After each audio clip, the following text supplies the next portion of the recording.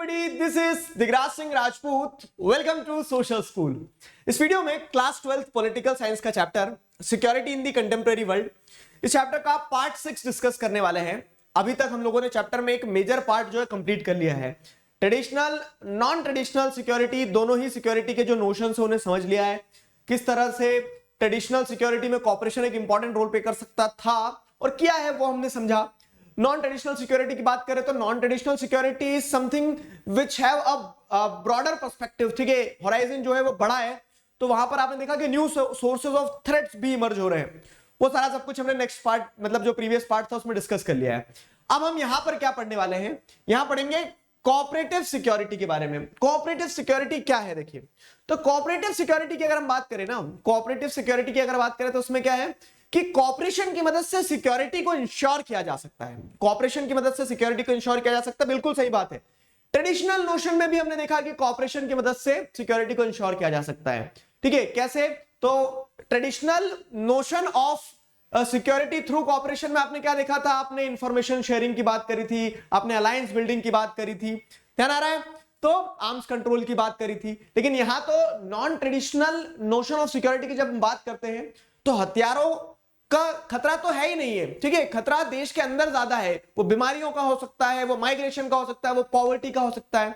तो अब दिखती बात है कि कोविड को फिर वही बंदूक लेके तो खड़े हो नहीं सकते हो। अब कोविड-19 जैसे आ रहा है वायरस, सारे बीमारी आ रही है, तो यहां पे कॉपरेशन जो है वो आपको मिलिटरिस्टिक टर्म्स में नहीं करना है। यहां जो कॉपरेशन है वो आपको आर्म्स और एमिनिशन के टर्म्स में नहीं करना है।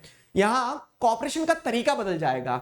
अगेन पॉइंट वही है कि सिक्योरिटी इंश्योर करने के लिए, चाहे वो ट्रेडिशनल नोशन हो या नॉन ट्रेडिशनल नोशन हो, दोनों ही जगह कॉपरेशन एक इंपॉर्टेंट रोल प्ले करता है। लेकिन मैंने आपको वो आइडिया पिच कर दिया कि कैसे कॉपरेशन का कंटेक्स्ट दोनों ही सर्कमस्टांसेस में अलग अलग होगा। कैसे कॉपरेशन का कंटेक्स्ट दोनों ही सर्कमस्टांसेस में अलग अलग होगा। समझ में आया? तो understand the difference between traditional security and non traditional security. I hope you got that point कि ट्रेडिशनल और नॉन ट्रेडिशनल सिक्योरिटी में क्या डिफरेंस है। अब वो डिफरेंस समझ में आया तो एक कदम और आगे बढ़ते हैं। तो dealing with many of these non traditional threats to security requires cooperation rather than military confrontation. समझ में आया? तो अधिकतर जो नॉन ट्रेडिशनल सिक्योरिटी के नोशंस है ना, उनसे निपटने में या फिर कह सकते हैं कि उन्हें टैकल करने में प्रॉपरली आपको जितना ज्यादा मिलिट्री कन्फ्रंटेशंस मदद नहीं देंगे, मिलिट्री कॉपरेशन मदद नहीं देंगे, उतना ज्यादा मदद क्या देंगे कि cooperation on the terms of threats, मतलब कि जिस तरह का थ्रेट है उस तरह के कॉपरेशन को इंश्योर किया जाए। बीमारी है तो हमें क्या करना पड़ेगा, वर्ल्ड वाइड हेल्थ इंफ्रास्ट्रक्चर में कॉपरेट करना पड़ेगा। जैसे आपने देखा होगा बहुत सारे लोगों ने WHO के बारे में पढ़ना लिखना ही शुरू कब किया, जब कोविड आया था। हमें समझ में आया कि हाँ WHO भी एक मतलब था इंस्टीट्यूशन उससे पहले, लेकिन वाइब्रेंट हुआ तो समझ में आया कि वर्ल्ड हेल्थ ऑर्गेनाइजेशन जो है तो ग्लोबल लेवल पे कॉपरेशन इंश्योर करके हम कोविड वगैरह से लड़ सकते हैं, ठीक है। अब क्योंकि कोविड ताजा एग्जांपल है, बुक में कुछ नहीं दिया है, लेकिन मैं आपको उसके रेफरेंस से समझा रहा हूं कि आप अच्छे से कनेक्ट कर पाओ। समझ में आया पॉइंट क्या है? तो यहां पे वही चीज समझना है कि dealing with many of these non traditional threats to security require cooperation rather than military confrontation. तो मिलिट्री कन्फ्रंटेशन से ज्यादा जरूरी है कि आप कॉपरेट करो आपस में। Military forces may have a role to play in combating terrorism और इन एनफोर्सिंग ह्यूमन राइट्स, ठीक है। तो मिलिट्री फोर्सेस जो है, तो मिलिट्री फोर्सेस का एक इंपॉर्टेंट रोल हो सकता है किस चीज में, टेररिज्म को। जैसे टेररिज्म एक ग्लोबल थ्रेट है, न्यू सोर्स ऑफ थ्रेट में हमने पढ़ा पिछले वीडियो में। तो टेररिज्म को निपटना, तो आप वहां पे आप ऐसा गुलाब लेके नहीं चले जाओगे, ठीक है, कि टेररिस्ट है तो इसे गुलाब देते। वहां पे आपको हथियार उठाने पड़ेंगे, ठीक है। वहां पे क्या है, आपको ईंट का जवाब पत्थर से देना पड़ेगा, बजा के देना पड़ेगा। और मान लो क्या है, ह्यूमन राइट्स को एनफोर्स करना है, तो कहीं पे वायलेशन हो रहा है तो फोर्सेस की मदद से ही उस वायलेशन को रोका जा सकता है। लेकिन ठीक है, and even here there is limit to what force can achieve. यहां पे भी ऐसा है कि थोड़ा सा आपको ह्यूमन राइट्स को प्रिजर्व करने के लिए वायलेंस का इस्तेमाल कर रहे हो, तो वहां पे आपको ह्यूमन राइट्स का ध्यान रखते हुए वायलेंस का इस्तेमाल करना होगा। टेररिज्म में भी आपको ह्यूमन राइट्स का ध्यान रखते हुए वायलेंस का इस्तेमाल करना होगा। समझ में आ रहा है? तो ये पॉइंट समझना कि मिलिट्री फोर्स जो है, मिलिट्री कन्फ्रंटेशन से ज्यादा कॉपरेशन पे फोकस करना पड़ेगा। कॉपरेशन, ठीक है, कहीं ना कहीं क्या है, टू कॉम्बैट, क्या कह सकते हैं, to combat the new sources of threat या फिर non traditional notions of security के लिए उन्हें कॉम्बैट करने के लिए कॉपरेशन इंपॉर्टेंट रहेगा। मिलिट्री फोर्सेस का इस्तेमाल किया जा सकता है कुछ न्यू सोर्सेज ऑफ थ्रेट में, जैसे टेररिज्म हो गया या फिर ह्यूमन राइट्स का कहीं वायलेशन है तो। लेकिन ठीक है, but it is difficult to see what force could do to help elevate poverty, manage migration and refugee movements and control epidemics, ठीक है। लेकिन जो दूसरे एस्पेक्ट्स है नॉन ट्रेडिशनल सिक्योरिटी के, ठीक है, जो दूसरे न्यू सोर्सेज ऑफ थ्रेट है, जैसे क्या हो गया, पॉवर्टी, माइग्रेशन कंट्रोल करना है, रेफ्यूजी मूवमेंट को कंट्रोल करना है, एपिडेमिक्स को कंट्रोल करना, तो यहां पे फोर्स जो है, ठीक है, मिलिट्री पावर जो है वो किसी काम की नहीं रहेगी। यहां आपको क्या करना पड़ेगा, दूसरे चश्मे से चीजों को देखना ही पड़ेगा। Indeed in most cases the use of military force would only make matter worse, ठीक है। और यहां पे अगर आप रेफ्यूजी को कंट्रोल करने के लिए वायलेंस का इस्तेमाल कर रहे हैं कि उधर से आ रहे हैं, बॉर्डर में अंदर आने से पहले गोली मार देते हैं, तो ये तो और सिचुएशन बिगाड़ेगा। समझ में आ रहा है, मतलब इन केसेस में वायलेंस का इस्तेमाल is not at all an option, not at all an option. समझ में आया, तो वो केस रहता है। फाइन, तो अल्टीमेटली समझ में आ गया कि कोऑपरेटिव सिक्योरिटी में क्या हो रहा है। कोऑपरेटिव सिक्योरिटी में आपको ये ध्यान रखना होगा कि जो नॉन ट्रेडिशनल थ्रेट्स हैं, जो non traditional notions of security है, उनको किस तरह से कॉपरेशन की मदद से आप क्या कर सकते हो, टैकल कर सकते हो। दिस इज द पॉइंट, कैसे कॉपरेशन की मदद से टैकल किया जा सकता है। तो क्या करेंगे हम, strategies that involve international cooperation. तो इंटरनेशनल कॉपरेशन इंश्योर करने के लिए किन स्ट्रैटेजीज पे फोकस किया जा सकता है, देखो तो कॉपरेशन में भी bilateral between any two countries, regional, continental और ग्लोबल, ठीक है। कॉपरेशन की अगर बात करें तो कॉपरेशन क्या होगा, बायलैटरल होगा। कैसे बायलैटरल होगा कि कॉपरेशन, आपको मान लो बीमारियां हैं या फिर माइग्रेशन हो रहा, लेट्स से फॉर एग्जांपल, तो दो कंट्रीज के बीच में माइग्रेशन हो रहा, तो दोनों कंट्रीज आपस में बायलैटरल कॉपरेशन इंश्योर करें। वो दो कंट्रीज के बीच में हो सकता है, एक पूरे रीजन, साउथ एशिया रीजन के बीच में हो सकता है, एक पूरा एशिया कॉन्टिनेंट के बीच में हो सकता है। ग्लोबल कॉपरेशन इंश्योर किया जा सकता है किसी भी बीमारी पे, माइग्रेशन पे, मतलब जो न्यू सोर्सेज ऑफ थ्रेट है। समझाया, तो non traditional notion of security को टैकल करने के लिए you can use cooperation, you can cooperate through bilateral agreements, ठीक है, बायलैटरल एग्रीमेंट्स वगैरह हो गए। It would all depend on the nature of the threat, that nature of threat and the willingness and the ability of countries to respond, ठीक है। यहां पे आपको ये चीज भी ध्यान रखना होगा क्या, कि ये कॉपरेशन जो होगा तो इस चीज पे भी डिपेंड करता है कि थ्रेट का नेचर क्या है, किस प्रकार का खतरा है। अब जैसे एपिडेमिक्स की बात करें, अगर महामारियां फैल रही हैं, जैसे कोविड-19 का अगेन एग्जांपल उठाते हैं, तो आपको ग्लोबल लेवल पे कॉपरेशन इंश्योर करना पड़ेगा, तभी आप कंट्रोल कर पाओगे, ठीक है। आप बोलोगे नहीं हम तो हमारी कंट्री संभाल लेंगे तो सब बीमारी नहीं आएगी, दूसरी कंट्री ने अगर नहीं संभाला तो आपकी कंट्री में भी बीमारियां आएगी।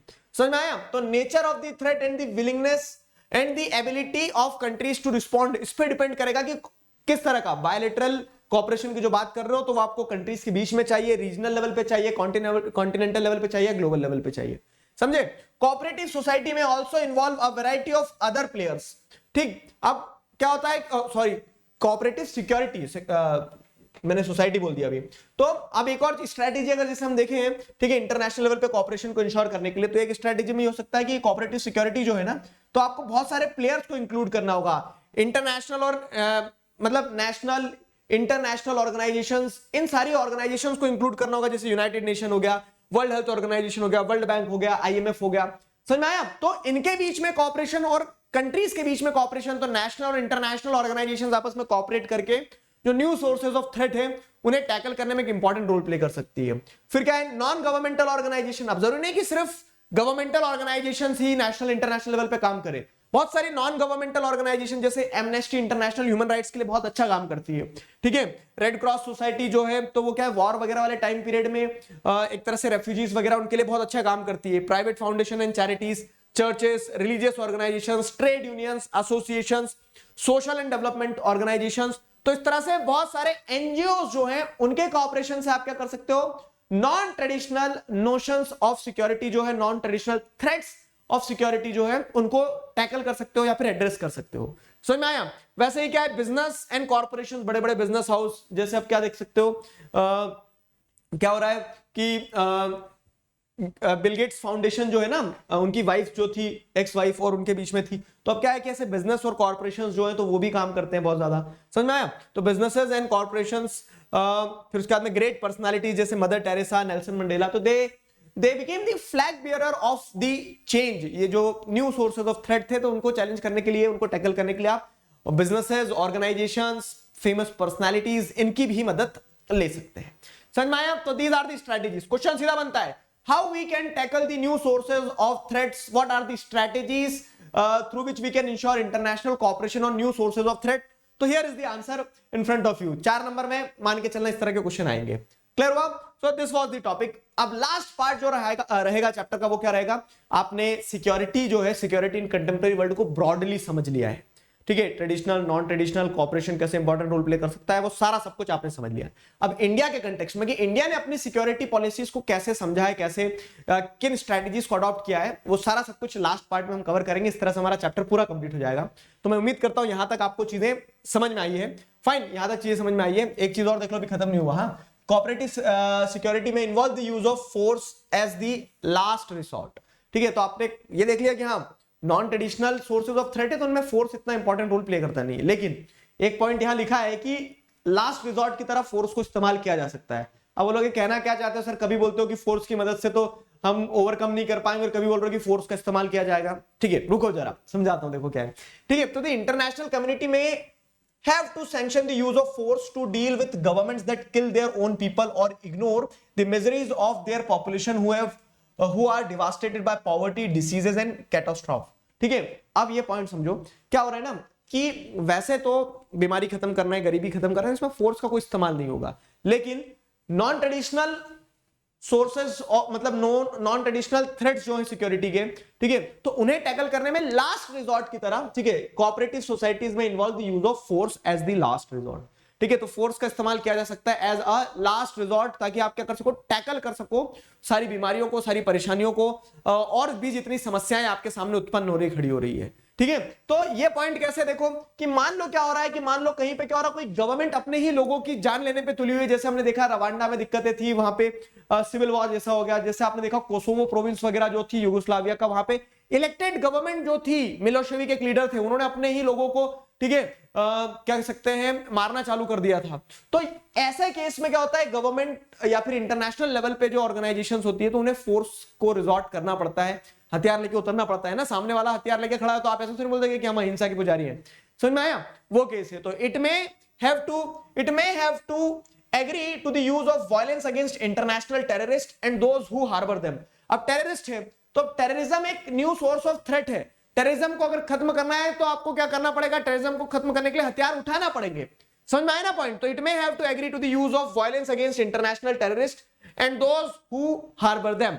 ठीक है, non traditional security is much better when the use of force is sanctioned and applied collectively. ये पॉइंट समझ लेना। तो लास्ट रिजॉर्ट की तरह फोर्स को इस्तेमाल करना पड़ सकता है, मतलब बोल सकते हैं ना, शौक से नहीं मजबूरी से करना पड़ेगा। लेकिन एक चीज जो यहाँ पे एक कंसर्न हाईलाइट किया कि नॉन ट्रेडिशनल सिक्योरिटी जो होगी ना, तो non traditional security is much better when the use of force is sanctioned and applied collectively. ठीक है, जब क्या हो रहा है कि फोर्स का इस्तेमाल कलेक्टिवली किया जाए। क्यों? क्योंकि अगर इंटरनेशनल कम्युनिटी कलेक्टिवली फोर्स का इस्तेमाल नहीं कर रही है इन नॉन ट्रेडिशनल इश्यूज को एड्रेस करने के लिए, और कोई एक इंडिविजुअल नेशन खुद इस्तेमाल कर रहा है फोर्स का, तो वो इंडिविजुअल नेशन क्या कर सकता है, अपने इंटरेस्ट के लिए, वही वाली बात है, ठीक है, अपने इंटरेस्ट के लिए क्या कर देगा, वो सही और गलत तय कर लेगा। जैसे कि एग्जांपल देता हूं मैं आपको, बहुत अच्छा क्लियर हो जाएगा। क्या हो रहा है कि non traditional security is much better when the use of force is sanctioned and applied collectively by the international community rather than when an individual country decides to use force on its own। तो individual country का एक case क्या है कि USA ने अफगानिस्तान में forces उतार दी थी। ठीक है, क्यों? क्योंकि उसे मतलब अपनी security back in their home, उसे अपनी सिक्योरिटी इंश्योर करना है। ठीक है, अफगानिस्तान में उसने क्या कर दी, अपनी फोर्सेस उतार दी, यूएसए ने अपनी फोर्सेस उतार दी अपनी सिक्योरिटी को इंश्योर करने के लिए, उसामा बिन लादेन को ढूंढने के लिए। समझ में आया? तो अब क्या हो रहा है कि वहां पे उसने जब फोर्स का इस्तेमाल किया टेररिज्म को कॉम्बैट करने के लिए, कलेक्टिवली नहीं हो रहा, यूएसए ने खुद अपने एंड पे किया। ठीक है, तो उससे क्या हो रहा है कि यूएसए ने लार्ज स्केल पे ह्यूमन राइट्स वायलेशन किया। तो मतलब आपने एक सोर्स ऑफ थ्रेट जो है non traditional source of threat, उसको टैकल करने के लिए दूसरा जो non traditional source of threat है जो कि ह्यूमन राइट्स है, उसका आपने ध्यान नहीं रखा, उसको आपने अंधाधुंध वायलेट किया। समझ में आया? तो ये केस समझना होगा कि नॉन ट्रेडिशनल सिक्योरिटी में अगर आप फोर्स का इस्तेमाल कर रहे हो ना, तो वो कलेक्टिवली यूज किया जाना चाहिए rather than, ठीक है, when an individual country decides to use force on its own। समझ में आया? So this was the whole story। I hope you people enjoyed it। आपको मजेदार तरीके से सारा सब कुछ समझ में आ गया है। नेक्स्ट पार्ट में मैंने आपको बताया इंडिया वाला पार्ट कवर करेंगे। I teach class 9th and 10th on Unacademy Plus, so you people can join me over there। ठीक है, अगर आप और भी कोई सब्सक्रिप्शन लेते हैं जैसे CUET, UPSC, तो if you are using the code DIGRAJ Digraj on any of the courses on Unacademy, you'll get the maximum discount prevailing at that time period। So these are my current courses going for class 10th। I hope you people got all the things। next video में chapter complete करते हैं, तब तक अपना ध्यान रखिए, पढ़ते रहिए। अभी के लिए साइन ऑफ करता हूं। Signing off with this, together we can, we will. Thank you very much.